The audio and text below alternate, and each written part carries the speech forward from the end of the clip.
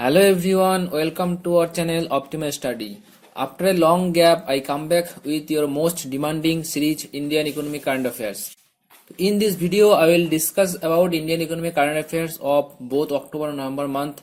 Most 10 important Indian Economic Current Affairs will be discussed in this video. So this video will be very important for WBCS mains and also for WBCS prelims. এই ভিডিওটিতে আমি English এবং বাংলা দুটোতেই আলোচনা করব, কেননা WBCS এর সাথে সাথে অন্য স্টেট পিএসসি এক্সাম এবং সেন্ট্রাল গভর্নমেন্টের বিভিন্ন এক্সামের জন্য কিন্তু এই ডেটাগুলো বা ইন্ডিয়ান ইকোনমিক কারেন্ট অ্যাফেয়ার্স গুলো খুবই ইম্পর্টেন্ট। তো শুরু করছি। In quarter 2 of financial year 20 GDP contracts by what percentage in India. তো ইন্ডিয়ায় 2020 সালের ফাইন্যান্সিয়াল ইয়ারের দ্বিতীয় কোয়ার্টারে জিডিপি কন্ট্রাকশন কত পার্সেন্ট হয়েছে? তো এটা হবে 7.5%। তো মেনলি করোনা প্যান্ডামিকের জন্য আমাদের জিডিপিতে নেগেটিভ গ্রোথ দেখা দিয়েছে এবং ফার্স্ট কোয়ার্টারে আমাদের কিন্তু 23.9%, 23.9% নেগেটিভ হয়েছিল জিডিপি গ্রোথ বা কন্ট্রাক্টস করেছিল, এবং সেকেন্ড কোয়ার্টার যেটা ফাইন্যান্সিয়াল ইয়ার 2020 তাতে কিন্তু 7.5% জিডিপি কন্ট্রাক্টস করেছে বা জিডিপি গ্রোথ নেগেটিভ হয়েছে। তো এই জিডিপি ডেটা রিলিজ করে এনএসও বা ন্যাশনাল স্ট্যাটিস্টিক্স অর্গানাইজেশন। আর ফার্স্ট কোয়ার্টার বলতে হচ্ছে এপ্রিল থেকে জুন, যেখানে 23.9% হ্রাস হয়েছিল, এবং সেকেন্ড কোয়ার্টার অর্থাৎ জুলাই থেকে সেপ্টেম্বর 7.5% হ্রাস হয়েছিল এই জিডিপি গ্রোথে। নেক্সট হচ্ছে between April and September 2020 highest FDI inflows to India coming from which countries?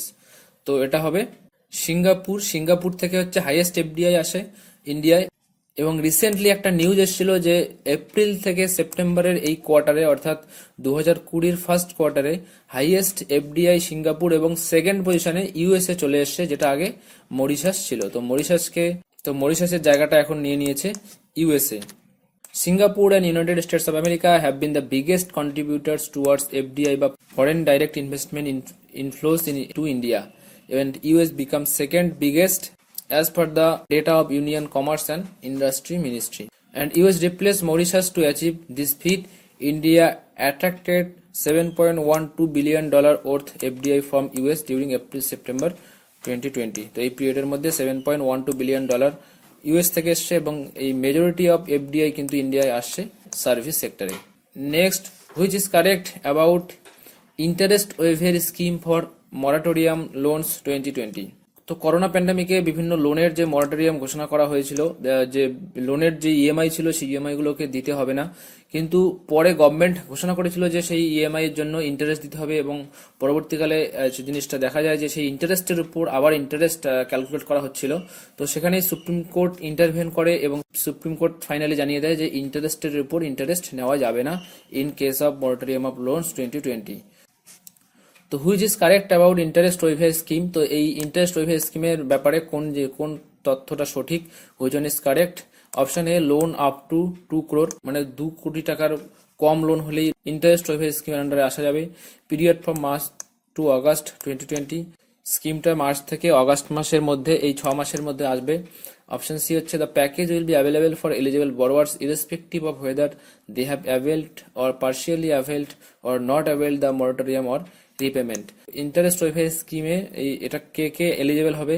যারা পার্শিয়ালি মরাটোরিয়াম অ্যাভেল করেছে বা ফুললি অ্যাভেল করেছে বা অ্যাভেল করেনি। আর অপশন ডি হচ্ছে অল অফ দ্য অ্যাবাভ। তো ইন্টারেস্ট ওয়েভার স্কিমে হচ্ছে all of the above will be correct, তো অপশন ডি।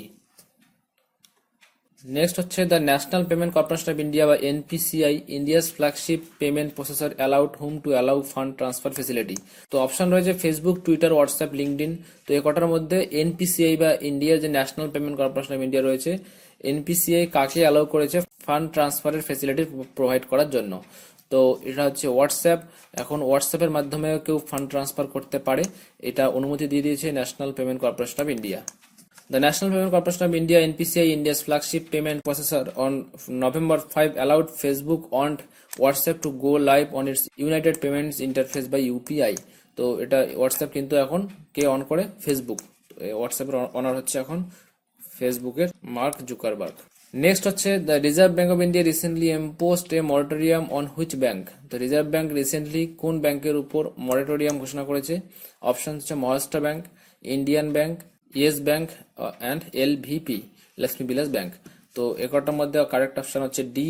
তো reserve bank India recently imposed a moratorium on LVB or Lakshmi Vilas Bank. তো এই মনিটরিয়াম অফ 30 days 30 দিনের একটা মনিটরিয়াম ঘোষণা করা হয়েছে। The apex bank has drafted a scheme for merger of the bank. Actually Lakshmi Vilas ব্যাংকের অনেক বেশি ব্যাড অ্যাসেটস আর ব্যাড লোন হয়ে গেছে এবং এতটা পরিমাণ ব্যাড লোন হয়ে গেছে যে সেটা রিকভারি করার সম্ভাবনা খুব কম এবং লিকুইড মানি ব্যাংকে অনেকটা কমে গেছে এবং কন্টিনিউয়াস উইথড্রলস অর্থাৎ অনেক বেশি টাকা উইথড্র করা হচ্ছিল ব্যাংক থেকে এবং সেখানে টাকার লিকুইডিটি অনেক কমে গেছে, যার জন্য লক্ষ্মী বিলাস ব্যাংকের উপর একটা মরিটোরিয়াম ঘোষণা করেছে 30 দিনের by reserve bank of India এবং এটাকে অ্যামালগেটেড অর্থাৎ মার্জ করা হচ্ছে ডিবিএস অর্থাৎ দেনা ব্যাংকের সাথে। Next, the reserve bank of India constructed which panel to allow bank licensing to large corporate house. তো রিজার্ভ ব্যাংক অফ ইন্ডিয়া কোন কমিটি তৈরি করছে কি করার জন্য? To allow bank licensing to large corporate houses. তো বড় বড় কর্পোরেট হাউসকেও তো ব্যাংক খোলার জন্য লাইসেন্স দেওয়া হবে। তো এই ব্যাপারে reserve bank of India Mohanty panel তৈরি করেছেন। তো মহন্তি প্যানেল কি করবে? Bank licensing to corporate houses এটাকে অ্যালাউ করার জন্য পরামর্শ দেবে। এবং এখানে দেখো নেক্সট হচ্ছে জাস্টিস মাদান বি লোকুর, এটাও খুব important. Justice Madan B Lokur এটা ওয়ান ম্যান একটা কমিটি তৈরি করা হয়েছে, one man committee to take steps for preventing stubble burning in Punjab, Haryana, Uttar Pradesh. তো জমিতে ফসলের উচ্ছিষ্ট অংশকে জ্বালিয়ে দেওয়াটাকে স্টাবেল বার্নিং বলে। তো এই স্টাবেল বার্নিংটাকে কমানোর জন্য justice Madan B Lokur one man একটা কমিটি তৈরি করেছে এবং মহান্তি প্যানেল তৈরি করেছে to allow bank licensing to larger corporate houses. Next হচ্ছে government receives how much tax under Vivad se বিশ্বাস স্কিম। তো বিবাদ সে বিশ্বাস স্কিম এই স্কিমের আন্ডারে গভর্নমেন্ট কতটা পরিমাণ ট্যাক্স কালেক্ট করেছে? 72,480 crore।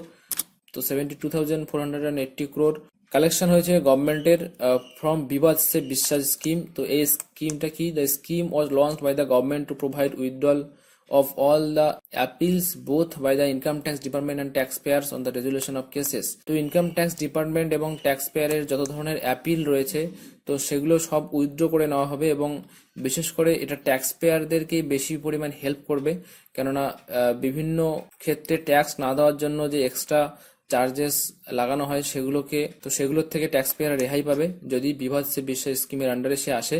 এবং বিবাদ সে বিশ্বাস স্কিম এটা মার্চ 17, 2020 থেকে শুরু হয় ভেরিয়াস ডাইরেক্ট ট্যাক্স ডিসপিউটস গুলোকে সেটেলমেন্ট করার জন্য। তো solve the issues of both taxpayers and income tax department, all the cases will be withdrawn and at minimum penalty levy and interest. So taxpayers will be more benefited by this Vivad Se Bishwas scheme. Next, as per the recent Supreme Court verdict, CBI jurisdiction extends to। তো recently supreme court একটা verdict দিয়েছিল, সেখানে CBI এর jurisdiction কতটা পর্যন্ত extend হতে পারে। অপশানে all over the Indian territory, no consent of state is required, মানে স্টেট গভর্নমেন্টের কোনো পারমিশন লাগবে না, টোটাল ইন্ডিয়ান টেরিটরির মধ্যে সিবিআই এর জুরিসডিকশন আছে। অপশন বি হচ্ছে all over the Indian territory with consent of state government. তো পুরো ইন্ডিয়ান টেরিটরির মধ্যে কিন্তু স্টেট গভর্নমেন্টের পারমিশন লাগবে। অনলি স্টেটস, মানে শুধুমাত্র স্টেটসই, অর্থাৎ ইউনিয়ন টেরিটরিতে নয়। Centre May decide in any time, তো সেন্ট্রাল গভর্নমেন্ট যে কোনো সময় ডিসাইড করতে পারে। তো এর অপশন হবে সুপ্রিম কোর্ট যে জাজমেন্টটা দিয়েছিল তাতে all over the Indian territory with consent of the state government. তো রিসেন্টলি যে বিভিন্ন নিউজে শোনা যাচ্ছিল যে সিবিআই কে সেন্ট্রাল গভর্নমেন্ট নিজের মতো করে ইউজ করছে, তো সেই জন্যই সুপ্রিম কোর্ট যে জাজমেন্টটা দিয়েছে যে অল ওভার ইন্ডিয়ান টেরিটরিতে সিবিআই এর জুরিসডিকশন থাকবে, কিন্তু কোন স্টেটে গিয়ে তার অ্যাকশন নেওয়ার আগে সেই স্টেট গভর্নমেন্টের পারমিশন তাকে নিতে হবে। On November 19, 2020, the Supreme Court of India pronounced that the consent of state government is mandatory for CBI or Central Bureau of Investigation to state its jurisdiction in the state. Next হচ্ছে who recommended a grant of 4,400 crores to improve the ambient air quality in 50 million plus cities। তো এটা কে ঘোষণা করেছে? এটা হচ্ছে 15th finance commission. তো আমাদের 15th finance কমিশনের চেয়ারম্যান হচ্ছে NK. Singh. 15th finance commission এর পিরিয়ড হচ্ছে 2020 থেকে 2025। তো ফিসক্যাল ইয়ার 2021 এ রেকমেন্ড করেছে a grant of 4,400 crore to improve the ambient air quality in 50 million plus cities. তো 50টা মিলিয়ন প্লাস সিটিজ, এতে 4,400 কোটি টাকার একটা গ্র্যান্ট অ্যালাউ করেছে ফাইন্যান্স কমিশন, কি জন্য? এয়ার কোয়ালিটিকে ইমপ্রুভ করার জন্য। এবং 2 নভেম্বর অলরেডি 2,200 কোটি মানে 50% মানি অলরেডি 15টা স্টেটকে রিলিজ করা হয়েছে। নেক্সট হচ্ছে to give an impetus to the diversification of the jute industry, the cabinet committee on economic affairs CCEA Thursday extended the norms for mandatory packaging of 100% fruit grains and 20% sugar in diversified jute bags, 20% fruit grains and 100% sugar in diversified jute bags, 50% fruit grains and 50% sugar in diversified jute bags, 60% fruit grains and 40% sugar in diversified jute bags. তো recently cabinet committee on economic affairs jute বা যেটা চটের বস্তা সেই জুটের use বাড়ানোর জন্য কোন কোন ক্ষেত্রে ম্যান্ডেটরি প্যাকেজিং ঘোষণা করেছে জুট ব্যাগসই করতে হবে। তো এই অপশনগুলোর মধ্যে কারেক্ট হচ্ছে ইন 100% ফুড গ্রেনস এবং 20% সুগার ব্যাগসে আমরা জুটকে ইউজ করতে হবে, মানে চটের বস্তাকে ইউজ করতে হবে 100%, ফুড গ্রেনসের ক্ষেত্রে 100% এবং 20% হচ্ছে সুগারের ক্ষেত্রে। তো এটা recently cabinet committee on economic affairs ঘোষণা করেছেন। তো থ্যাংক ইউ ফ্রেন্ডস, এখানেই শেষ করছি। ভিডিওটি ভালো লাগলে অবশ্যই লাইক করবে, বন্ধুদের সাথে শেয়ার করবে এবং সাবস্ক্রাইব করতে ভুলবে না। Please share this video as much as possible, and if you are new in this channel, please subscribe and click on the bell icon to get the latest notification from our channel.